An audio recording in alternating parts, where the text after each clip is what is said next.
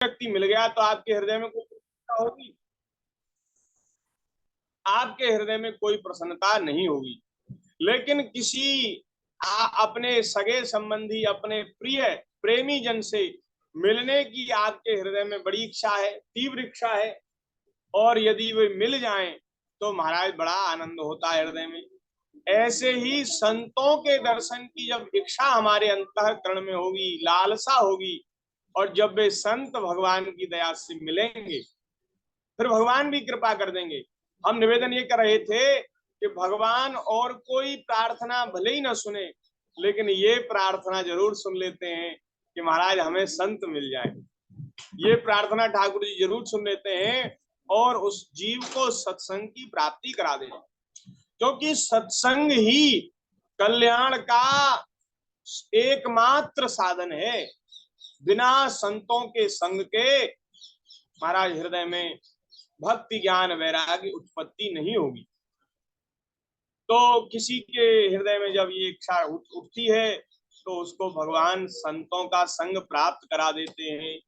और महाराज संतों का संग जब प्राप्त होता है तो भगवान कह रहे हैं कि उनके संग से, उनकी आसक्ति से महाराज सभी प्रकार के दोष नष्ट हो जाते हैं। जो संसार में आसक्ति से उत्पन्न जो दोष होते हैं ना, वे महाराज साधु संगों के, साधु संतों के संग से नष्ट हो जाते हैं। साधु संत जब मिल जाते हैं, भक्त मिल जाते हैं, तो बोले वे मेरी कथा सुनाते हैं। भगवान कह रहे हैं सताम प्रसंगान मम वीर्य संविदो भवन्ति हृत्कर्ण रसायना कथा तज्जोषणा दास्वपवर्ग वर्त्मनि श्रद्धारतिर्भक्तिरनुक्रमिष्यति।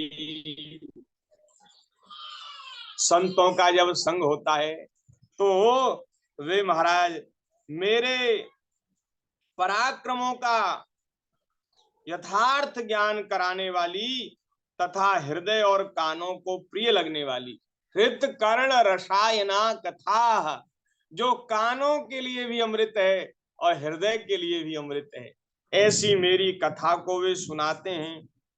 वे महाराज कथाएं सुनाते हैं और उनका सेवन करने से क्या होता है, ध्यान से सुने। कथाएं सुनने से बहुत जल्दी ही मोक्ष मार्ग में श्रद्धा हो जाती।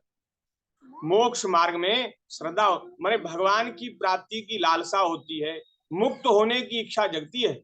नहीं तो कितने ऐसे मनुष्य संसार में हैं जो संसार में सुखी हैं, दुखी हैं, रचे पचे हैं, और वे यही महाराज मस्त हैं। उनको कहीं लोक परलोक से कोई लेना देना नहीं है, संसार को ही सब कुछ मानते हैं।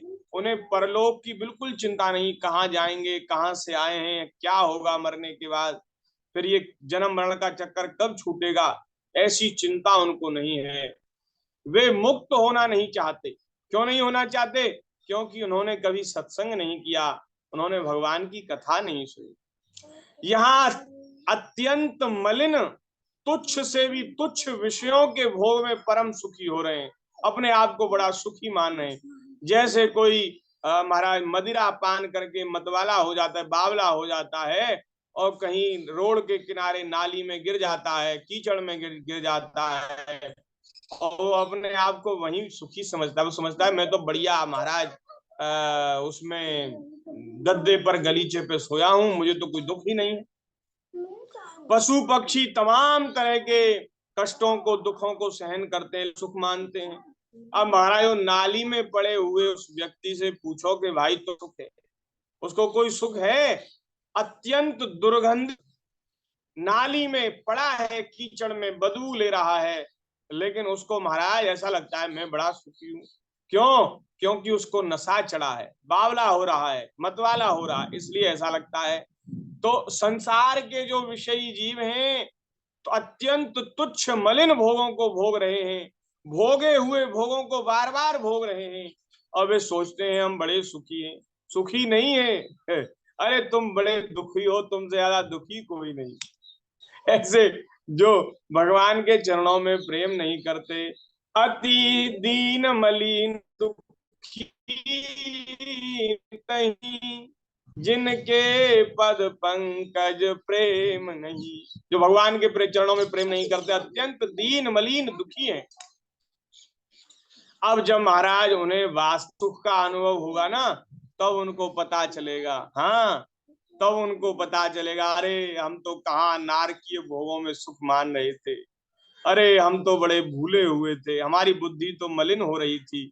नारकीय जो सुख है, अरे सुख नहीं, सुख का भेष धर करके जो दुख ही आए हैं, उन नारकीय सुखों में हम सुख मान रहे थे। अब जब उनको वास्तविक सुख का अनुभव होता है, तब उनको ये बोध होता है। तो मोक्ष मार्ग में श्रद्धा तभी होती है महाराज, जब उनको सत्संग प्राप्त है, भगवान की कथा सुनने को मिलती है ना, तब मोक्ष मार्ग में श्रद्धा होती है।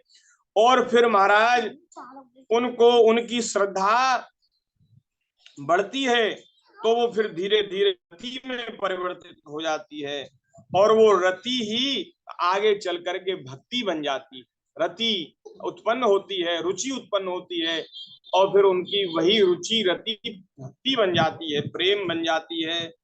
और महाराज फिर भक्ति का हृदय में विकास होने लगता है।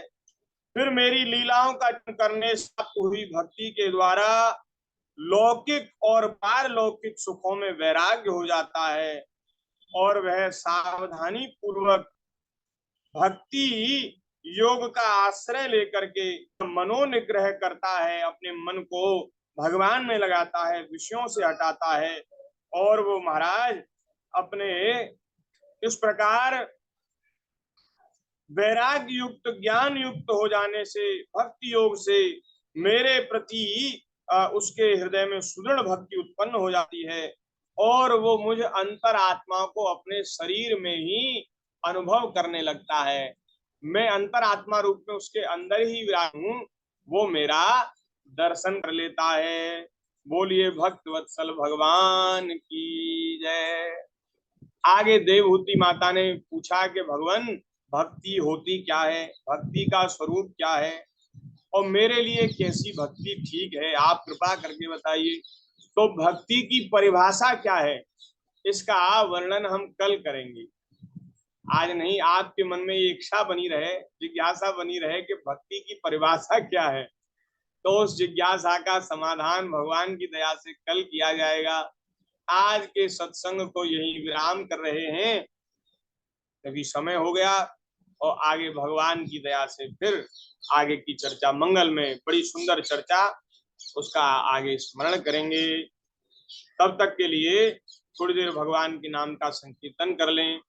हरि शरणम हरि शरणम हरि शरणम हरि शरणम हरि शरणम हरि शरणम हरि शरणम हरि शरणम हरि गुरु शरणम गुरु शरणम गुरु शरणम गुरु शरणम गुरु शरणम गुरु शरणम गुरु शरणम गुरु शरणम हरि शरणम हरि शरणम हरि शरणम हरि शरणम हरि शरणम